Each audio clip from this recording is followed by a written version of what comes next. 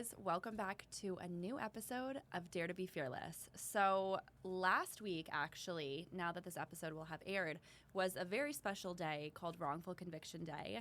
And I talk a lot now about being involved with the Innocent Project and spending a lot of my spare time when I'm not working really involved with justice reform and predominantly helping kids whose parents were incarcerated. So everything surrounding prison and justice reform I find really fascinating, and I think there's a lot that needs to be shifted and changed in the world.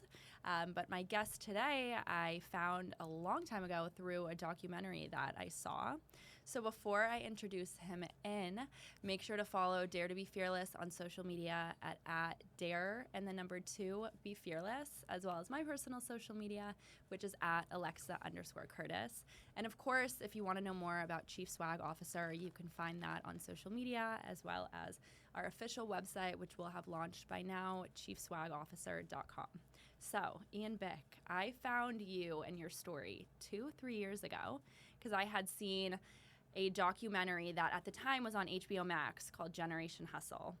You were how old when this story started? That was a great intro. Thank you. I'm so proud much. of you. I know. So that's how you found me, from HBO Max that time. I can't remember. And what did I do? DM you? You Email? DM me, yeah, Okay. and then we went to that place in West Hartford. Yeah. Yeah. They were like under fire, like legally recently. I consulted for this particular person that won't be named, but we know, and she screwed me out of a lot of money. This Really? was earlier this year. Okay. Yeah. That's like a hip place though. Yeah, it's a hip place. And then they put the duckies in the drink, and I was like shocked about the duckies. And then I saw behind the scenes what was going on, and I was like, oh man. And then if you screw me over with money, I'm like, this is not. That's how you know. But I think that location is still open. Gotcha. But yeah, thanks for having me. I got indicted when I was 19 by the FBI, IRS, postal inspectors. But I started in the business at a young age, working catering for my dad, and then going into house parties, club events, concerts, and eventually owning my own nightclub right in Danbury. I call this Danbury. This is Richfield, but feels like kind of full circle because I down there booking big acts like 5 minutes away, and now I'm here booking big acts, but in a podcast world, and like everything in my life has brought me to this moment. So what exactly happened? But from the beginning, you grew up in Connecticut, right? Yeah, I was born in New York City, Okay. Grew up in Connecticut, and born and raised here right down the road. Private, gated Jewish community. So you grew up rich. Middle class, I Okay. would say. Family vacations, family movie nights, family dinners. We had a dog. I have a brother, mom and dad. Went to private school a couple of years because I was bullied in like elementary school. Yeah. But that was like the family dynamic, very supportive, loving parents.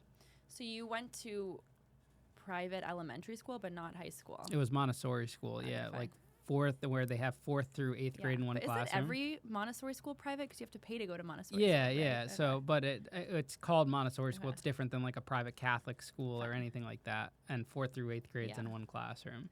And then 7th grade, I went back to public middle school. Okay. 7th and 8th grade, public school. High school, public school. I grew up on the other side of Connecticut. And Yeah, the whenever rich side. No, you grew up on the rich side. No, this is not the rich No, side. I That's grew up- Richfield. down No, there. but I'm the other side. I'm from like Willimantic area. Right. Willimantic is the heroin capital. Really? You're kidding, right? Because that's the fucking poor side. Some people are rich out there, though. I think you're talking about like West Hartford. Okay. I'm from like really the not rich the part. sticks. This is actually closer to rich because you're closer to like Greenwich, Darien. I'm like 3 hours. I may as well fly to Darien than drive. It's like it's that far. But whenever people are like, oh, you grew up in Connecticut, people always just assume you grew up really rich. So I don't know, do people think that about you when you're talking to them? Yeah, I mean, people think with my background and like that I got everything Yeah. handed to me and whatnot, but I always worked hard. Like when I wanted a new like Xbox or PlayStation or even my first car, I worked for that. Yeah. I had a job, or I would hustle and do lemonade stands or whatever I had to do. I've always worked my whole life. It was never handed. Did we grow up with like nice birthday parties and stuff like that? Yes. But it's not like I was given like a Ferrari on, my 16th birthday party, That's rich. Yeah. So you open this nightclub, right? And you have some major acts come in. Who are some of the people who were performing at this time? Well, so even before that, like I was in the concert business, Yeah. but overall throughout my career, in that short-lived career, I've booked Tyga, Chief Keef, Big Sean, Steve Aoki, Adventure Club, The Chainsmokers, YG, Yellow Claw, 21 Savage, Zomboy, Wow. like big names, all from, when I was 16 years old till when I went to prison at 21. How did you get them to pay attention to you as a 16-year-old? So in the concert business, like the podcast business, everyone always says, like, you need that one big guest before you could book. Like, you need a track record. Yeah. So, the hard thing about that's like a catch-22. How do you get that first big guest? And I'd gotten lucky. There was these co-concert promoters that did a show, had some connections, paid a little bit more money, and got Big Sean, and I got to put my name on that. And because my name was on that, then you go to the next one. Hey, I booked Big Sean, and it just builds up and builds up and builds up. It's like the podcast business. Now that I've had like Chevy Chase and Brandon Novak on from Jackass, I could start to go around and say, hey, I've had X, Y, and Z on the show. And you use that as like a Rolodex. Yeah, it's a small world too. I feel like in that particular industry of podcasting, I mean, there's so many people out there, but when you're talking about getting celebrities on or bigger names, I mean, a lot of them are represented by the same people and whatnot. Okay, so you do this for how long before the FBI shows up at your door? So I've lived like so many acts. Like I went to doing teen parties, which was a super successful business, making 10 grand, a night in high school once a month. That's insane. House parties, all of that. Then I went into the concert business. That's where I lost all the money and got into trouble because I lied about it. Why did you lie? I liked being liked, and I didn't want to, feel hated or like bullied again. I was becoming popular, and I had built a successful business. But I made the decision to lie and cover it up, and that would come back to bite me later on because once you tell one lie, you have to keep telling lies. And I lied about the losses and the money when all I had to do was be honest, and everything would have been fine. Yeah. But I felt bad because I lost friends and family money. But we wouldn't be here today had I been honest, because everything that transpired was a domino effect and gave me the life I have now. So in hindsight, it's crazy to look at. And then I lied. That all happens. Long story short, FBI starts investigating after the local police kind of kick it up. And then there's this investigation going on. But it gets crazier because while this investigation is going on, I get the idea to open Tuxedos again, which has nothing to do with the case. Was Is that perfectly the name of the club? Tuxedo Junction, Okay. yeah. I get the idea to open that again and run it while I'm on trial. Like there was a point where I was literally on trial and then running this nightclub, booking these acts. Why in that time frame? Do you think a lot of that was because you were just young and naive? Because I look back at things I've done in my career or people I've gotten into business with, and I'm like, if I knew what I know now, I would never have done it. But there's other things I've done where I'm like, wow, I really just wanted to like screw around and see how far I could get. Yeah, I've made a ton of mistakes. You still make mistakes as you're older, you learn from them. I don't make the same mistakes I made back then. I just learn through them, and you find a way to keep going, and you just keep pushing forward. And I make mistakes to this day, but they're not on the level that they were before. And I know I have better understanding what's right and wrong, what's bad business versus good business, and I just keep chugging along. And, it was a learning lesson. It was one of the best learning lessons you could ever get. And you then went to prison, correct? Yeah, I went to trial, lost a trial, got my bond revoked later on, and ended up getting a 3-year federal prison sentence. In Connecticut. I went to prison kind of all over. I was in New Jersey, I was in New York, I was in Philadelphia. Was this because why all these different states? I got caught with like a cell phone footage at the first one, so they shipped you. They put you through this thing called diesel therapy. I ended up back in my hometown in Danbury, where Orange is the New Black is based on. Yeah. I was there, but then I dated a guard's cousin like 2 years prior, so he reported it was a conflict of interest that I dated his cousin, and he's been to my house for like a dinner one night. In what, high school you dated this girl? No, after high school, but while the case was going on. He reported it. He was like a super cop. They put me in the shoe in solitary. Then they shipped me out to Wisconsin. I went to Chicago. I went to Oklahoma City, and I spent a year at a federal prison camp in Wisconsin. And was this maximum? No. No, I started at a low, and then I went to a camp for the last year. That's like, Club Fed. What is that? Club Fed, you got a volleyball court, you got the basketball court, people had cell phones. It was the 4 seasons of prison. This was a resort, a country club. Because because my dad he was wrongfully convicted, but when I was really young, 7. So I grew up going and visiting him in maximum security prison, which was awful. So I can't even imagine what like minimum was. But I'm more curious about like your age, because you were so young to be in there for like a crime that was, yes, very serious, but like nowhere near a murder or anything. So do you remember the first few months and the days, how you got yourself through it?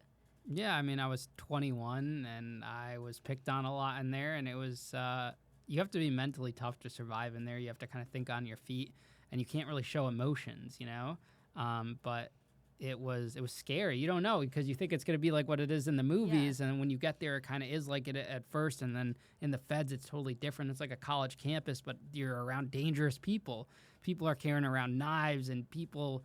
You think they're your friends, but they're really not, and everyone has an agenda. Everyone has a motive. In prison? In prison. How? Everyone is working Why? an angle because they want to do what they have to do to hustle for themselves, provide for themselves, and protect themselves. Every single person has a motive and an agenda in there. Did you then have to find one, too? Yeah, I created my own hustles. I was a cheesecake man. I sold cheesecakes in prison. I did different things. I gambled a lot. They called me McLovin in prison. Why? Because I look like McLovin. And Squints from The Sandlot. I don't look like McLovin to you? I mean, I don't, it's hard to like picture like you being called that in prison and then like real life, like kids telling you that in like people call me, I have McLovin tatted right Yeah, here. no, it's cute. So when you were going through the process with the trials and stuff, I mean, did you learn anything about prosecutors or like juries, the justice system during that? Do you feel like you had been treated fairly, or like you were given a tougher sentence to prove a point? I think it's definitely like a corrupt system. Like if you go up against the feds, it's really hard to win because it's all of these resources against you. They're not looking to cut a good deal for you. All they care about is prison. They don't care about victims or anything like that. No. They say they do, but they really don't. All they care about is their conviction rate and making sure that person goes to prison. Otherwise, less people would go to prison. They're just looking at, they don't care about rehabilitation. Yeah. You know, all they care about is the solving the case and putting that person behind bars. I never would have went to trial. I never would have fought it if they gave me a fair deal. But I was a 19-year-old kid and they wanted prison from it, federal prison. And that was before I messed up my bond and did things I shouldn't have done. Even before that, they never gave me an opportunity to fix it. Yeah. They were out to get me from square one. And why do you think that was? I think I was larger than life. You know, I had the nightclub, and I stood up to them. I said, I'm going to go to trial. Like, I didn't do what you guys are saying intentionally. I made mistakes. I lost money, but I never set out to steal from anyone intentionally like some of these other, you know, pieces of shit out there. I didn't do that. It was all an accident. Well, I think when your show came out on HBO, it was before like Inventing Anna and before like the Fire Festival with, you know, after Fire Fest. It was after. But before Inventing Anna, because they did an episode on Anna. But I think the HBO doc, for the first time in all the news articles written about me in pieces, the director did a fantastic job at showing, it made the government look bad. Like it showed like this was all one big accident that spiraled out of control. And yes, I made a ton of mistakes and I shouldn't have lied. But it was all like, I thought I was doing the right thing. I really just wanted to protect my friends and family, and it just got out of control. And I thought they did an awesome job at showing my side of the story for the first time. Which is very rare, because in a lot of these cases, I mean, Anna in particular, because I've seen a lot of stuff, you know, come out about her. And obviously, I think the problem is her not being able, there's no remorse or like connection to be able to, like you're watching her and you're like, is this real? Like it's almost infatuating. No fucks. But it's emotionally, like she's not even trying to like connect with you. She doesn't care. I mean, what you did was so different, but you obviously like you care because you're willing to say like I made a mistake. She won't even say like I made a mistake. But then the problem I have with Anna is that people idolize her because she's a woman that had this, right? But I'm received poorly among people for being the guy that went to prison. I think that's not right. Because if anything, her thing is worse than mine because she did that intentionally. And she's from a different country who came here and did that, you know? But she's on Dancing with the Stars. She's on all the, well, she's off now, but she's just not, her personality is not great in that sense, you know? When I saw her get that, and I know her publicist, Kelly, quite well from like years ago when I was, and I don't know if it's her publicist or their friends or whatnot, but I was shocked when she backed her because it's like, there's so many places, like I can see almost more with I'll be careful with what I say, with like Elizabeth Holmes with Theranos, right? Because the fact that this person almost screwed so many people over and almost people could have died, right? But she got to like Forbes billionaires list. Like that is an accomplishment. What Anna did is like there's no accomplishment there. So what do you feel like is wrong with society that her in particular, I mean, you're right. It's almost despicable that like she would get cast on an ABC, which is part of Disney, right? Like that is the antithesis of everything they're not. And you give so much attention to this person who should not have it. Well, I don't think she should not have it. I think you should just be fair with second chances. I'm all for second chances. Great for her that she got that, but don't disqualify someone like me who has a platform that built the platform on his own from doing things. Because there's been plenty of casting opportunities I've been presented with, and when it gets to the end of the day, they don't want to cast me because I'm a felon or the prison thing, which was the best thing that could ever happen to me because I built my own platform and I have my own following, and I didn't have anyone do that for me. So when my time does come to have my own show or whatever, it wasn't handed to me like Anna overnight. She got 1 million followers, you know. But I think the world should just be more fair, and this has nothing to do with her. This is bigger than her, you know. This is the world and society in general. I mean, look what they did to what's her name, Gypsy. Yeah. You know, like she literally arranged for her mother to get killed. And I have nothing against Gypsy. She's hustling. She's doing her thing. You know, would love to have her on my show one day to give her a fair interview compared to like some of this other crap interviews that no one who's been to prison even understands what she went through. But that's the same thing. You know, you're idolizing, you're giving her this huge platform and you're in this huge deal, but you're not doing the same for the other people that have gotten out of prison for way less charges. Yeah. That's not fair, you know? What do you think is the biggest misconception then about going to prison? Like, what do you think is the biggest thing someone would think that's actually not true? About prison itself or the people that go to prison? Both. I think about the people themselves is that, you know, not everyone's a bad person at heart, and you really have to understand what they went through to get there. Like something my show focuses on is I always start at their childhood. So you learn everything about them, the struggles they went through. You learn to love that character before they committed the crime. So if you're hearing about how this person got raped or drugged or whatever, or they were born into an addiction family and then they committed that thing, you learn to fall in love with that character, and the news doesn't do that. No one does that, you know? So that's what makes the show special, and it gives the underdog a chance. And then by the time you make it to their story about why they went to prison, you feel for them about everything they learned along the way. And when a person gets out of prison, there's no follow-up article unless you're like a celebrity. No one's saying what the person's doing now. And at every close of my episode, what are you doing now? What did you learn from it? What do you have to look forward to? It's a person's life story. And yes, you have to make it salacious and sexy to get the views and stuff. But these are mini documentaries we're creating for these people. And then the misconception about prison itself is that it doesn't always look like what it is on TV. And the system is so staggered and looks so different that, you know, it's not streamlined. So it's a different experience for everyone. It's not a fair system. And it's a very dangerous place because of it's not streamlined everywhere. Do you remember when you were in prison?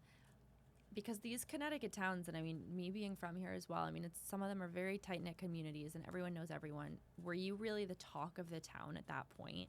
Not when I was in prison. Yeah, not when I was in prison. When it kind of started, though, when they first like came to you, and then when you were basically waiting to get arraigned. Yeah, the Danbury News-Times they made me to be the devil. You know, even after prison, they still did that. They finally gave me a fair article like a year ago when, you know, I had to beg them to come to see what's going on. But they don't do that for everyone. No. And they just trash my name. The city officials, like, I do not like Danbury. I don't support Danbury. That's why my business is in Richfield, because they're not supportive of me. You know, the city hall's corrupt. The officials are corrupt. Because I saw firsthand what they all did, you know. And if they're, like a lot of the politicians in Connecticut, they promote reentry or change, but when you ask them for a meeting, they won't meet with you. I've had one politician sit down with me, Julie Kushner, who actually took the time to see what I had going on.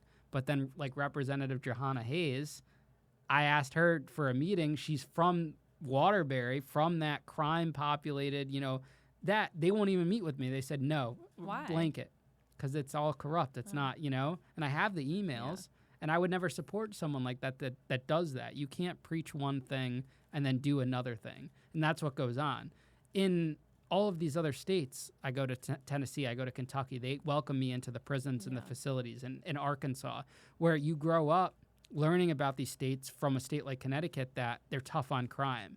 And yeah, they're tough on crime, but they're actually doing something about rehabilitation. They want people to change, and Connecticut doesn't have that. Not one Connecticut prison has invited me to speak in their facility and try to change the narrative, not one. And you think that's specifically this state in particular? I think it has a big part to do with it. I think they want to say that they're doing good and they want to help the system, but they're not. I mean, look at the juvenile probation system, you know? They stick people with like a mentor that doesn't really do much for them or anything like that. That's why I got involved with like the mentorship thing. They don't have anything to do. There's nothing to do in the state, in Connecticut. There's no help. There's no tools, you know?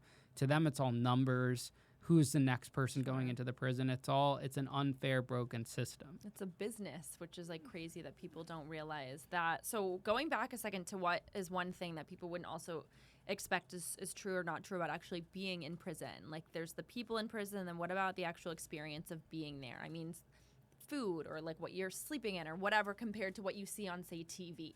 I mean, it really all depends. Like state prisons, more like what you see on TV. Orange is the New Black did a good job at explaining like the women's federal. There's nothing that's really out there on men's federal, and you know there's like maybe penitentiary or maximum security prisons.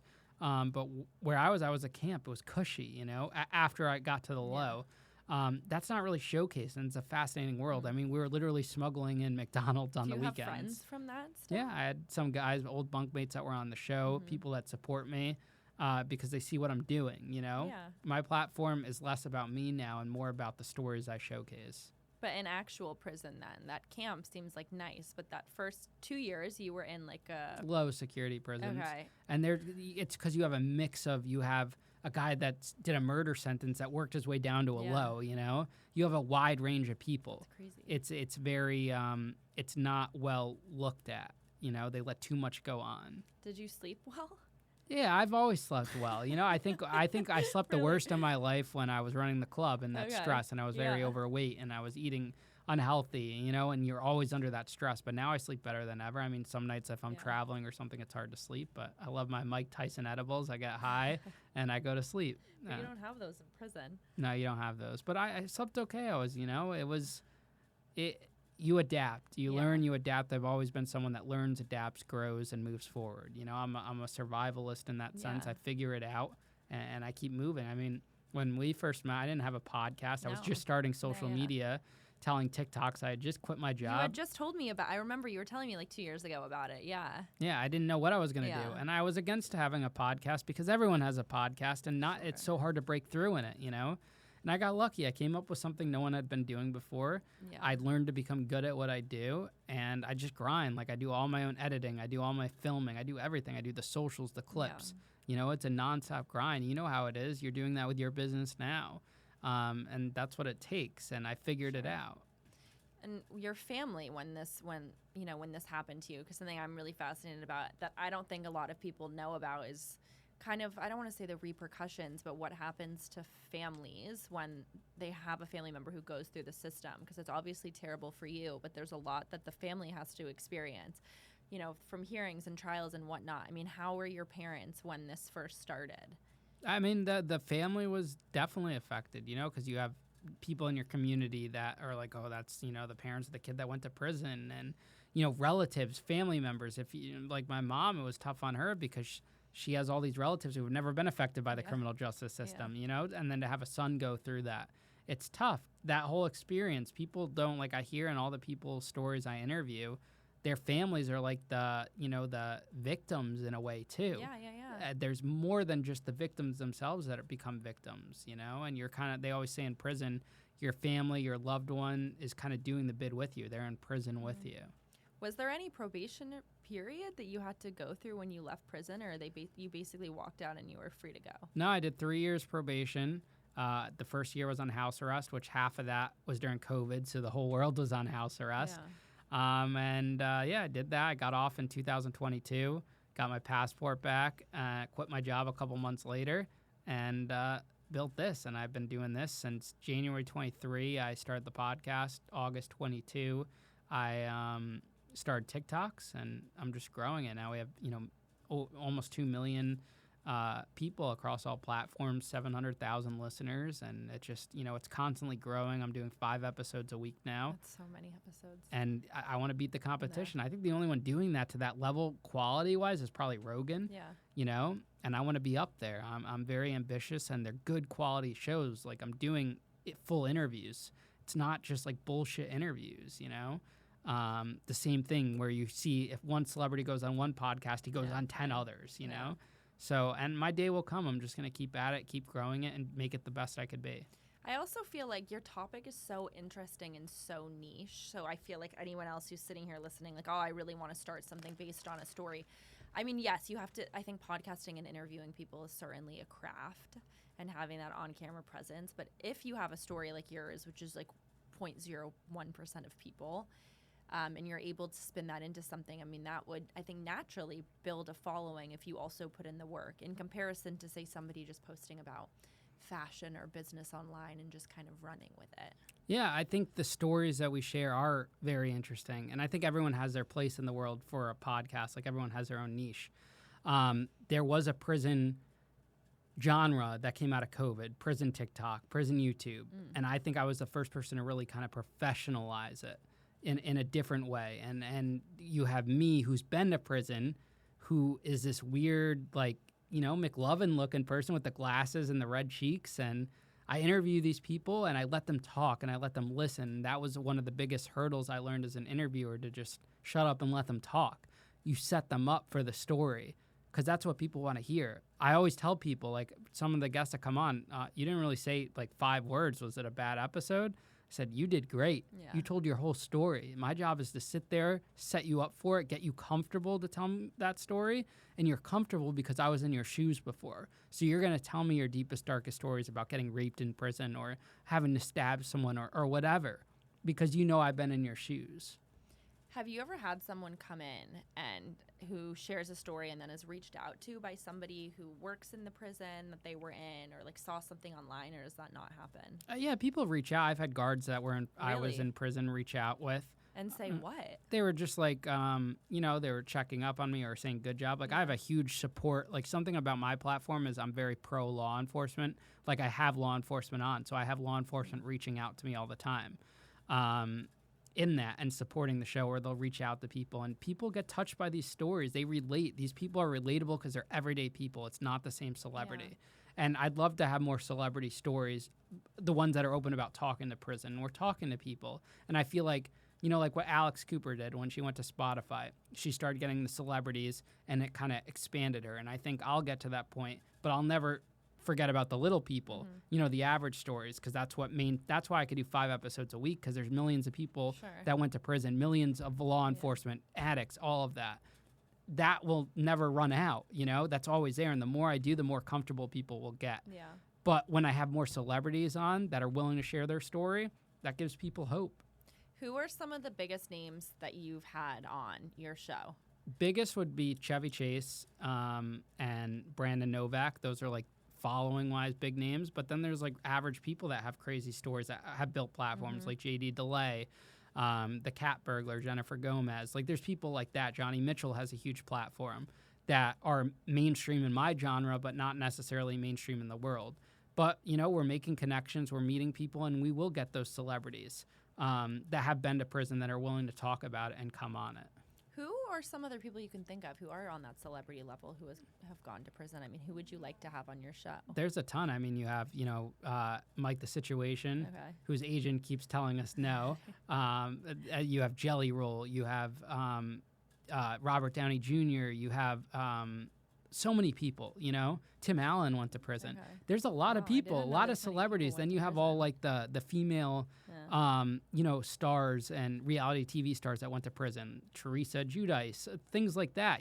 There's a large variety of people that went to prison.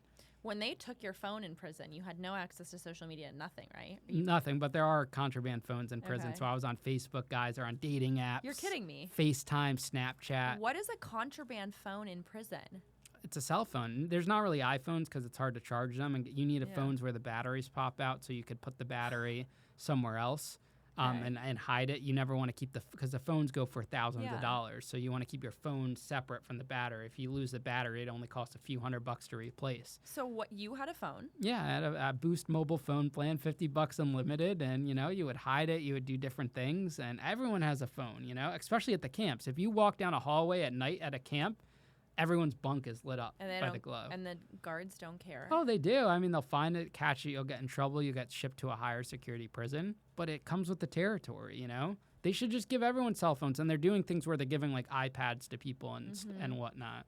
So for $50, you don't have to charge this phone, or you have to charge it? You would. We would take the battery out, put it in a ceiling light like up here, and they would like rig it so it would charge it. It's crazy. It's kind of like camp. Like it almost. It is camp. Is it like but not a fun camp, right? I mean, what was your favorite meal in that?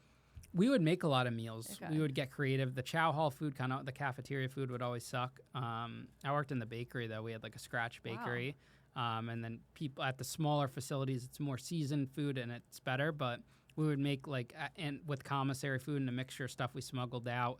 Tacos, pizzas, nachos, all these different things. It was really cool. Like real nachos, or like nachos with like Doritos? That's what we used, not Doritos. They were great. Okay. Yeah, they were great. And then you got your ramen noodles, your cookies. Like it's a whole economy there. I would make cheesecakes as a hustle, non-baked cheesecakes. It was crazy. It was just a different world. Yeah. And then obviously when you re-enter society coming out of prison, I mean, are you relearning almost how to socialize in a normal way, or no? The system doesn't teach you anything. Halfway houses don't teach you anything. You have to navigate on your own, And I got a job. I worked at Whole Foods for a few years, worked my way up, became a manager, was making great money, was able to rebuild my life. I had a job. I got the car. I had a girlfriend. I had a dog, an apartment. I rebuilt everything. I paid for my own health insurance, car insurance, everything self-sufficient, which is something I really never had before prison. But I learned that all on my own, and you navigate that and you learn, you watch other people, and that's the same thing I've kind of applied to the podcast. I've just watched, listened, learned, and every day I'm tweaking and learning something new. I was watching the Netflix documentary of the Menendez brothers. Did you watch it? Yeah, I'm still watching it. What do you think about that particular case? It's interesting. I don't know. I haven't gotten to the bad parts where it leads the listener to have an alternative opinion, but that's a great example of like there's always more to a story, and you want to see why the person did the things that they did. To me, that's fascinating. What's the psychology behind them? Why did they do that? I was fascinated as well that both of them got married in prison by people who had like reached out to them. Yeah, it's huge. Is that very common? In the feds, I've met people I've interviewed. I had a prison wife on who, met her husband before and then reached out, and I've met people who've actually reached out to their husband in prison. Some women are into that, What do you think it is? I guess it's that kind of like, bad boy aura to them, or they're just interesting. There's a lot of interesting people in prison. They want something different. Sure. Every day, like that's why I hate dating apps, because it's like you're competing with all these people and it's the same shit, and you don't really know about someone. But if you're following someone, I always say Instagram's the best dating app, because you see what they got going on in their life. You see they have cool stuff going on, then you can DM them or whatever. I meet so many people from people that listen to the podcast that get to know me and like me for my personality, that'll reach out and things like that. Which I think is a way more wholesome way to do it than, say, a dating app. Because you're right, you're going 100% based on a look, which is just not my... And you're competing with everyone. You're literally competing with everyone, Why compete with that? Yeah. So what is one piece of advice you would have for someone who has gone through something really traumatic and wants to, say, do something with their story, but is perhaps scared of posting about it online or following in your footsteps because of what other people would think? For years after I got out of prison, I never talked about prison. I was embarrassed by it because society is made to, to make you think that it's unacceptable and you don't want to talk about it, which is why I think celebrities don't really necessarily share those stories, and the few that do have found success by sharing it. But the biggest thing that my success has, been based on is sharing my story. I sat in my car making TikToks on a phone. You don't need the fancy gear. Sharing stories from prison, stories from my life, my most embarrassing moments. I embraced that, and I built a platform from that. And I always tell people that have podcasts that are trying to struggle and figure out how to make it or whatever. And I'm like, you're missing the key element. You're missing your story. podcasting is going to step further away from the same comedians and the same celebrities that rotate the podcast. Obviously, you'll have the new ones that pop up, like Hawk Tua and stuff, where something goes viral and they'll go on another podcast. But these same people have been on every podcast, and then you have a new pop star that comes up every 6 months that'll do it. It's the same people. Storytelling is the way to go. Sharing regular people's stories, and that's fascinating because other people aren't getting it. There's so many people that come on my platform that no one's ever heard their story before, and that's the winning formula, and I'm going to keep rolling with that. So don't be afraid to share your story. I find that very interesting that, anyone really can have gone through something, and not everyone decides to make a platform from it, right? But everyone has such an interesting story with something they've gone from. I also notice I get pitched tons of guests all the time, and I've started realizing lately, like, oh shit, this person has been on 15 podcasts, and like how it would be impossible on the 15th podcast for your whole spin, right? If this celebrity has been on 18 other ones in the past week to be any different. So I've started to notice that. So I feel like a lot of talent that have a publicist take them down that route, it's actually less enticing to a host to have them on. Would you say that's true? I think it all depends. I don't use a publicist. I don't do any of that. I reach out to people. I'm very hands-on. People have full access to me. I try to make myself different in that. I'll give out my number. I'll respond to as many DMs as possible. There's so many people that are celebrities that won't even respond to a DM. You're not really building a fan base. I'm spend so many hours of my day responding to comments, messages, DMs, setting up people. Like, I'll message someone and be like, hey, I saw your request come into my email. Do you want to come on? They're like, is this really Ian? So I'm so hands-on, and that'll never change. No matter how big I get, like, I'm always going to be that because that's what makes this what it is. How much research do you then do before having a guest on? I do very limited research. When I first started, I would type up questions and go into it. Now I just need to know the baseline of their story. Is it a prison story? Is it an addiction story? Do they have a crazy crime story where, I'm going to spend 2 hours just focusing on the crime and we'll brush through prison? Or did they do something like that's every day, maybe rob a car, whatever, something that's not as interesting, but their prison story is crazy. And I think that's what makes every episode different, because I might spend on this episode 2 hours of how they rob banks, and then this one is 2 hours of surviving prison gangs. So I think it's so different. And then you have the law enforcement, and you have the professionals, and this and that. It's like, it's something new every time. Yeah, no, that makes sense. Because the name of the show is called Dare to be Fearless, I have to ask you, what makes you fearless? So, Ian, what makes you fearless? I think it's just like seeing the hard work kind of like pay off, and knowing in my heart that this is what I'm supposed to be doing after everything. Like, I literally lost everything, rebuilt it and lost it all again when I gave up my job to do this, and, put myself into debt to figure this out and then see it come to life. Like, it was just a grind. And to get to where I'm at now and be where I'm at now, it makes you more confident, and makes you know that you have something. Yeah. And I'm just going to keep working on that. It feels like you have a gut intuition, which I think is what makes people really successful. I mean, I've never met anyone that doesn't. Everyone I know who believes in themselves, like to their bone, right, which is 0.01% of people, which is why I think some people become entrepreneurs and some people don't.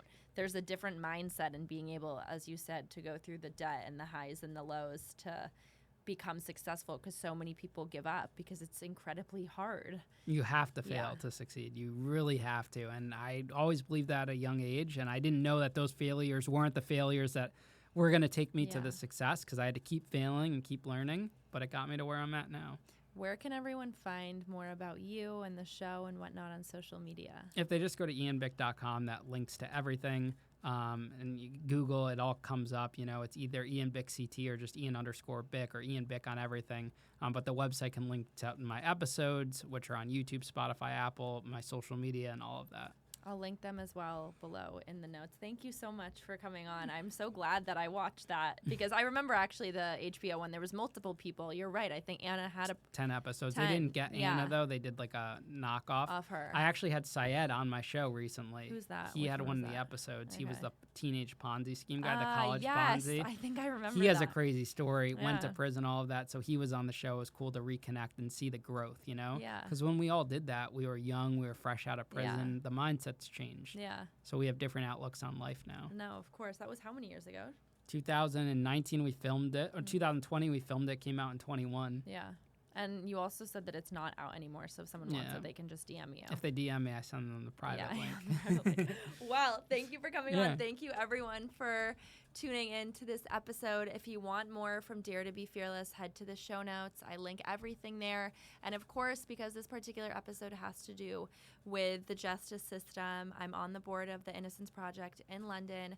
And if you're interested in knowing more about how to get involved with helping people who are incarcerated, also that will be in the show notes as well. And I'll see you back next week for a new episode of Dare to Be Fearless.